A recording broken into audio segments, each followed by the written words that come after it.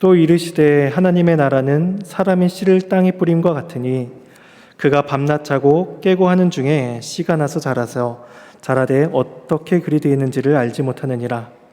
땅이 스스로 열매를 맺되 처음에는 싹이요 다음에는 이삭이요 그 다음에는 이삭의 충실한 곡식이라. 열매가 익으면 곧 낫을 대나니 이는 추수 때가 이르렀음이라. 또 이르시되 우리가 하나님의 나라를 어떻게 비교하며 또 무슨 비유로 나타낼까? 겨자씨 한 알과 같으니 땅에 심길 때에는 땅 위의 모든 씨보다 작은 것이로되 심긴 후에는 자라서 모든 풀보다 커지며 큰 가지를 내나니 공중의 새들이 그 그늘에 깃들일 만큼 되느니라. 예수께서 이러한 많은 비유로 그들이 알아들을 수 있는 대로 말씀을 가르치시되 비유가 아니면 말씀하지 아니하시고 다만 혼자 계실 때에 그 제자들에게 모든 것을 해석하시더라. 하나님의 말씀입니다. 하나님께 감사합니다. 마가복음 4장 1절에서 34절까지는 세 개의 씨앗 비유가 나옵니다. 1절에서 20절까지는 씨 뿌리는 비유를 통해서 그 씨앗이 직면하게 되는 저항과 반대에 대해서 상당한 설명을 하셨고, 또 좋은 땅에서는 그 모든 저항과 반대를 만회하고 남을 만큼의 충분한 소출을 얻게 될 것이다 하면서 좋은 땅과 그 결실에 대해서 말씀을 하셨습니다. 그리고 21절과 25절에서는 잠시 등불과 헤아림에 대한 교훈이 언급되고, 다시 오늘 본문인 26절부터는 두 번째와 세 번째의 씨앗 비유가 나타나는 것을 보게 됩니다. 먼저 오늘 비유에서 두 가지 씨앗 비유가 나타나게 되는데, 한 가지는 29절에서 29절로 자라나는 씨에 대해서 말씀을 하고 있고, 다른 한 가지는 30절에서 32절로 겨자씨에 대한 비유를 주십니다. 그리고 마지막 33절과 34절은 이 비유에 대한 요약과 결론부로서 말씀이 맞춰지게 됩니다. 우리 한번 26절에서 29절까지 말씀을 우리 함께 읽어보도록 하겠습니다. 함께 읽겠습니다. 또 이르시되 하나님의 나라는 사람이 씨를 땅에 뿌린과 같으니 그가 밤낮 자고 깨고 하는 중에 씨가 나서 자라되 어떻게 그리 되는지를 알지 못하느니라. 땅이 스스로 열매를 맺되 처음에는 싹이요 다음에는 이삭이요 그 다음에는 이삭의 충실한 곡식이라. 열매가 익으면 곧 낫을 대나니 이는 추수 때가 이르렀음이라. 이 자라나는 씨앗 비유는 복음서 중에서 마가복음에서만 유일하게 다루고 있는 내용인데, 이 주제 또한 공통되게 하나님 나라라는 것을 알게 됩니다.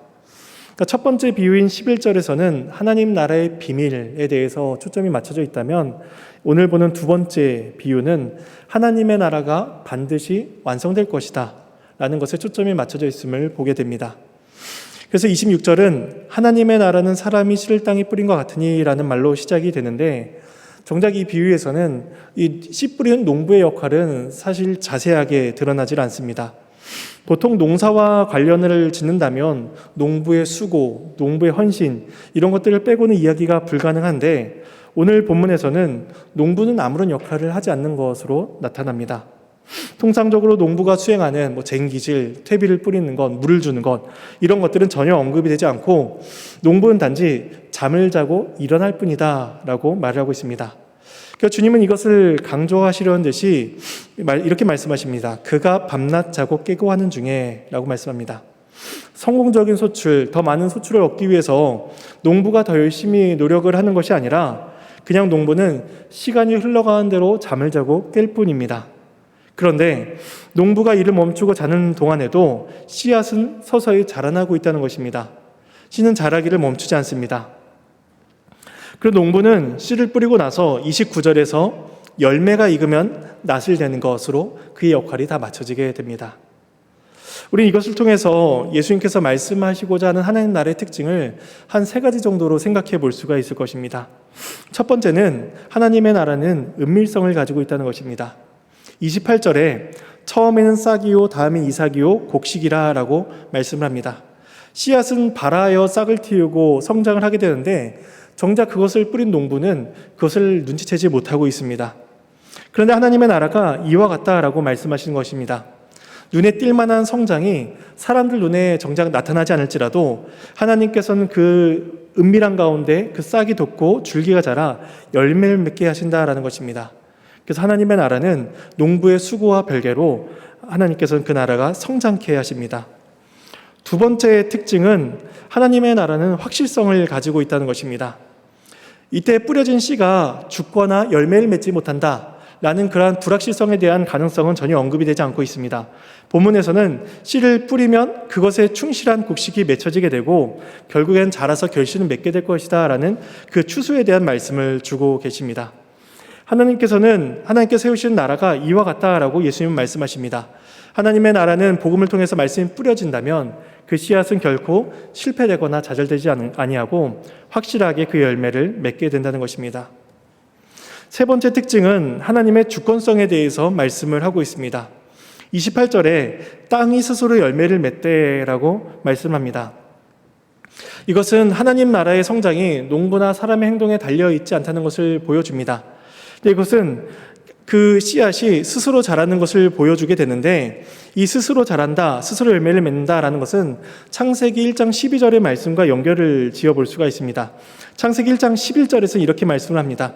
하나님이 이르시되 땅은 풀과 씨 맺는 채소와 각기 종류대로 씨 가진 열매 맺는 나무를 내라 하시니 그대로 되어 라고 말씀합니다. 하나님께서는 그 땅이 각각 씨 맺은 나무대로, 그 종류대로 그것들이 열매를 맺도록 그 안에 작용을 하게 하셨다라는 것입니다. 그래서 하나님께서 땅에게 명령하셔서 수출내라 말씀하셨기 때문에 땅이 씨를 맺는 채소를 가능케 하게 된 것입니다. 비록 오늘 본문인 마가복음에서는 땅이 스스로 열매를 맺는다라고 하면서 농부도 아무 역할을 하지 않고 그 누구도 아무 역할을 하지 않는 것처럼 보여지지만, 그 히브리 사람들의 의식 속에서는 당연히 이 땅이 씨앗을 맺는 그 인과관계 속에서 하나님의 개입을 생각한다는 것입니다. 결국 하나님의 나라는 인간의 노력과는 관계없이 하나님의 주권에 의해서 그 나라가 결국 열매를 맺는다, 완성을 맺는다라고 말씀하고 있는 것입니다. 지금 예수님의 비유는 농부가 자신의 일을 게을리하거나 포기해도 된다는 것을 의미하는 것은 아닙니다. 요점은 하나님의 나라가 인간의 개입 없이 전적으로 하나님의 주권과 하나님의 언약에 의해서 신비롭게, 은밀하게, 확실하게 주권적으로 이루어진다라는 것을 오늘 본문이 보여주고 있는 것입니다. 사도 바울 또한 이와 유사한 가르침을 우리에게 주었습니다. 바울은 고백하기를 자신은 심었고 아볼로는 물을 주었으되 자라게 하시는 분은 오직 하나님이시다라고 말씀을 합니다. 하나님께서는 복음을 전하고 교회를 세워나가는 일에 인간의 수고와 헌신을 분명히 사용하십니다. 그런데 가장 중요한 것은 결국에는 그것을 자라게 하시는 분은 하나님이시다라는 것을 성경은 말씀합니다. 자라게 하시는 하나님 앞에서 뿌리는 인간이 절대로 교만할 수 없고 인간이 그것을 자라게 할 수 없다는 것입니다. 우리는 그 앞에서 겸손하게 하나님의 은혜를 바라보며 하나님의 성장케 되는 하나님의 나라를 목도하게 되는 것입니다. 이어지는 예수님의 두 번째 비유는 30절에서 32절입니다. 그 씨앗 비유로는 세 번째 비유인 것이죠. 우리 한번 30절에서 32절 겨자씨 비유에 대해서 한번 말씀을 함께 읽겠습니다. 또 이르시되 우리가 하나님의 나라를 어떻게 비교하며 또 무슨 비유로 나타낼까? 겨자씨 한 알과 같으니 땅에 심길 때에는 땅 위의 모든 씨보다 작은 것이로되 심긴 후에는 자라서 모든 풀보다 커지며 큰 가지를 내나니 공중의 새들이 그 그늘에 깃들일 만큼 되느니라. 마태와 누가도 이 겨자씨 비유를 기록을 하였습니다. 그런데 마태와 누가는 이 겨자씨 비유와 함께 누룩 비유를 같이 연결하여 기록했습니다. 근데 마가는 이 씨앗이라는 이 공통점에 초점을 두어서 마가복음 4장에서 기록을 한 것이 아닌가라고 짐작이 됩니다. 앞서 26절 단락에서 그 자라는 씨 비유를 가르치신 이후에 예수님께서는 이렇게 질문을 하십니다. 하나님의 나라를 어떻게 비교하며 또 무슨 비유로 나타낼까? 라고 이렇게 30절에서 질문하십니다. 이것은 제자들에게 질문하시고 그 답을 얻고자 하시는 것이 아니라 제자들의 궁금증을 유발하기 위한 질문이셨던 것이죠. 그리고 예수님께서 그 답을 주십니다. 예수님께서 말씀하신 하나님의 나라는 겨자씨 한 알과 같다라는 것입니다. 겨자씨는 유대인의 사고에서 가장 작은 씨앗으로 이해되곤 하였습니다. 그래서 예수님은 이것을 강조하시기 위해서 땅 위의 모든 씨앗보다 작으니라고 말씀을 하고 있습니다. 물론 세상에는 겨자씨보다 더 작은 씨앗들이 존재를 합니다. 여기서는 그 원예적인 지식의 여부를 가늠하는 것이 아니라 그 당시 사람들, 예수님께서 공생의 사역을 하시던 그 히브리 사람들의 인식 속에서 말씀하시는 것이죠. 그래서 그들이 생각하는 사고, 그들이 생각하는 가장 씨앗인 겨자씨를 들어서 예수님께서 설명을 하십니다. 그래서 32절은 이 겨자씨가 성장하는 단계에 대해서 짧게 묘사를 하고 있습니다. 겨자씨가 심기고 자라고 커지며 큰 가지를 낸다는 것이죠. 그래서 32절에서 이야기하고자 하는 것은 그 과정이 아니라 중요한 것은 그 최종적인 목적, 최종적인 결과에 나타나 있습니다. 겨자씨의 최종적인 결과는 공중의 새들이 그 그늘에 깃들일 만큼 커지게 된다라는 것입니다. 그러니까 이 본문의 겨자씨의 초점은 이 가장 작은 씨앗과 공중의 새가 깃들일 만한 큰 나무가 된다라는 이 대비점에 있는 것이죠. 실제로 겨자씨는 약 1mm, 2mm 정도밖에 되지 않는 가장 작은 씨앗이지만 그 씨앗이 죽어 자라게 되면은 크게는 3m, 5m까지도 자라나게 됩니다. 그래서 그 3m, 5m 되는 그 겨자씨에서 발한 그 나무들이 많이 모였을 경우에는 마치 숲과 같이 풍성함을 이루기도 한다고 말을 합니다. 그러니까 씨 자체로, 씨로서는 작고 미약하면 보잘것없지만 그것이 다 자라게 되면 공중의 새들이 깃들일 만한 큰 그늘을 제공하는 나무가 된다라고 말씀합니다.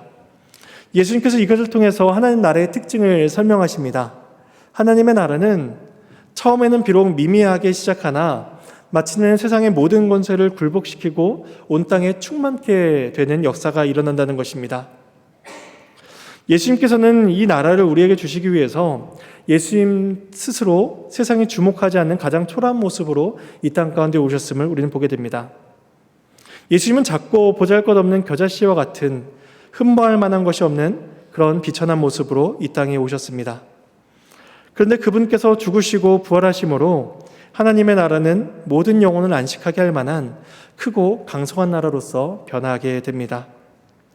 이처럼 이 겨자씨 비유는 장차 완성될 하나님의 나라가 얼마나 영광스러운지를 바라보게 하며 우리에게 이 기대와 소망을 가지고 살아가게 합니다. 그리고 마지막 33절과 34절은 이 사장 비유에서 나타난 씨앗 비유에 대한 결론부가 주어지고 있습니다. 제 말씀을 한번 봉독하겠습니다. 예수께서 이러한 많은 비유로 그들이 알아들을 수 있는 대로 말씀을 가르치시되 비유가 아니면 말씀하지 아니하시고 다만 혼자 계실 때에 그 제자들에게 모든 것을 해석하시더라 말씀합니다. 이때 예수님께서 많은 비유로 그들이 알아들을 수 있는 대로 말씀하셨다라고 이야기하고 있는데 이것은 앞서 말씀하셨던 예수님의 그 가르침과 좀 상충이 되는 것처럼 보여집니다. 왜냐하면 예수님께서 앞서 비유에 대해서 말씀하시기를 제자들과 외인들을 구분하기 위해서 비유를 사용하신다라고 말씀하셨습니다. 그래서 11절, 12절에 말씀하시기를 하나님의 나라가 너희에게는 주어졌으나 외인에게는 가려졌으니 그들이 보기는 보아도 알지 못하게 하기 위함이다 라고 말씀하셨습니다. 근데 방금 읽었던 33절에서는 그들이 알아들을 수 있는 대로 말씀을 가르치시되 라고 하니까 이 외인들도 이해할 수 있는 쉬운 방법으로 설명하신 것처럼 받아들여지는 것이죠. 근데 이것은 예수님께서 말씀을 하실 때에 그들이 깨달을 수 있는 그 영적인 의미를 가르치셨다라는 것이 아니라 그들이 이해할 수 있는 쉽고 그들이 잘 익히 알고 있는 그러한 내용들, 일상의 언어로서 그 말씀을 가르치셨다는 것으로 우리는 이해해야 합니다. 왜냐하면 이 씨와 관련된 이야기는 농사를 짓던 당시 일반 백성들은 누구나 쉽게 이해할 수 있는 친숙한 이야기였던 것이죠. 자기들이 씨앗을 뿌려서 알았고 자기들이 그 씨앗을 다 거두지 못하는 것들을 보면서 예수님의 말씀이 그들은 쉽게 이해가 되었을 것입니다. 그들은 그 예수님의 말씀을 들을 때 자체에는 아무런 거부 반응을 느끼지 않았던 것이죠. 그러니까 그들은 랍비, 선생의 말을, 교훈을 듣는다라고 생각하면서 그들 나름대로 예수님의 말씀을 듣고 그들 나름대로의 적용점들을 아마 생각했을 것입니다. 하지만 실상은 그들은 이해하는 듯 하나 이해하고 있지 못하니 결국에는 들어도 듣지 못하는, 깨닫지 못하는 그러한 죄의 정죄함을 그들은 계속해서 받고 있었던 것입니다. 그래서 예수님께서는 그들이 이해할 수 있는 일상적인 언어로 말씀하시되 외인들은 깨닫지 못하게 하시고 반면에 그 가운데 은혜를 받는 자들이 있게 하셨습니다. 바로 제자들입니다. 34절에 보시면 비유가 아니면 말씀하지 아니하시고 다만 혼자 계실 때에 제자들에게 모든 것을 해석해 주셨다라고 말씀합니다. 하나님 나라의 비밀은 예수님과 함께 있는 자들에게만 허락된 비밀하고 복된 소식이라는 것이죠. 아마 예수님께서 마가가 기록한 이 세 가지 씨앗 비유 외에도 예수님께서 더 많은 비유로서 제자들에게 가르치셨을 것입니다. 예수님께서는 그 모든 비유들을 그리고 일일이 제자들에게 다 해석하여 주시는 그러한 사랑을 베풀어 주셨던 것이죠. 이로써 오늘 본문에서는 두 가지 비유를 가르쳐 주고 있습니다. 이 두 가지 비유는 하나님 나라가 감추어져 있음에도 불구하고 그 성장이 확실히 이루어진다는 것을 보여주고 있습니다. 또한 그 성장은 필연적이며 또한 그 하나님의 나라는 세상이 보기에 아무리 미미하고 연약하며 작게 보일지라도 또한 그 시작이 아무리 없어 보인다 할지라도 그 마지막은 크고 영광스러우다라는 것을 우리에게 말씀해 주고 있습니다. 오늘 말씀을 통해서 우리는 우리의 말씀의 적용점을 생각해 볼 수가 있습니다. 이 비유 자체는 하나님 나라에 관한 것인데 우리 개인에게 주어진 은혜의 특징에 대해서 우리는 동일하게 적용해 볼 수가 있는 것이죠. 앞에서 하나님 나라의 특징으로서 은밀성, 확실성, 하나님의 주권성, 영광스러움에 대해서 우리가 생각해 보았습니다. 근데 이러한 네 가지 특징이 우리들의 신앙생활에서도 동일하게 나타난다는 것입니다. 농부는 밤낮 잠을 자지만 하나님께서 그 씨앗을 자라게 하십니다. 마찬가지로 우리들의 열심과 노력, 우리들의 헌신과 실력은 늘상 부족합니다. 농부가 아무것도 알지 못하고 잠을 자듯이 우리는 늘 피곤하여 잠이 들기도 합니다. 근데 우리들의 신앙을 자라게 하시는 분은 바로 하나님이시라는 것이죠. 과거보다 지금의 신앙이 더 나은 것은 우리들의 부족함에도 불구하고 하나님께서 은밀하게 그 우리들의 신앙의 씨앗이 자라나게 하시고 성장케 하시기 때문에 가능하다라는 사실을 우리는 생각할 수가 있는 것입니다. 또한 우리들의 신앙이 마지막 때의 영광과 결실에 대해서 소망하고 그것을 기대할 수 있는 까닭은 그 결실을 하나님께서 맺어주시기 때문입니다. 뿌려진 씨앗이 발아하여 결실을 맺게 하시듯이 하나님께서는 우리 안에 심겨진 그 신앙이 다 성장케 하시고 또한 주께서 기뻐하신 열매들을 각각이 맺게 하십니다. 결실이 농부의 역할에 달려있는 것이 아니듯이 우리들의 신앙의 확실성은 우리들 자체에게 달려있는 것이 아닙니다. 창세전에 하나님께서 우리를 선택하여 주시고 그 선택하신 자들에게 말씀의 은혜를 베푸시며 그 호효력을 적용케 하신 하나님의 주권적인 능력에 의해서 우리 모두는 그 은혜를 소망하게 됩니다. 따라서 우리는 그 소망을, 그 은혜를 소망케 되며 또한 그 은혜 앞에서 겸손하며 또한 자라게 하신 하나님의 긍휼만을 구하게 되는 것이죠. 마지막으로 하나님 나라의 영광과 풍성함에 대해서 우리는 생각해 볼 수가 있습니다. 하나님께서는 그 작고 미미해 보이는 나라가 결국엔 모든 새들이 날아와 깃들일 수 있는 그 그늘을 제공하는 것처럼 하나님께서는 각자에게 주신 복음을 통하여서 그 은혜의 부요함을 누리게 하십니다. 겨자씨 하나는 너무 작아서 큰 열매를 기대할 수 없지만 결국 그 나무가 자라 많은 새들이 쉼을 얻게 합니다. 마찬가지로 우리들의 작고 보잘것없는 믿음을 하나님께는 결국에는 자라게 하시고 또한 신앙생활의 풍성함을 경험케 하신다는 것입니다. 우리는 모두 이 은혜를 누리고 있습니다. 과거에 누렸던 신앙의 기쁨보다 현재 기쁨이 더 크다는 것을 우리는 확인하며 과거에 믿었던 하나님에 대한 사랑보다 현재 하나님에 대한 사랑이 우리는 더 크다는 것을 보게 됩니다. 그래야 그 영광스럽게 만드시는 하나님 나라의 영광과 풍성함을 우리는 우리 개개인의 신앙생활을 통해서 똑같이 확인하게 됩니다. 예수 그리스도께서 이 땅 가운데 오셔서 이 영광스러운 하나님 나라를 우리 가운데 임하게 하셨듯이 예수님께서는 우리에게 이 은혜를 동일하게 경험케 하십니다. 이 복음을 통하여서 이 은혜를 기억하고 감사하며 주의 뜻을 구하며 살아가야 할 것입니다.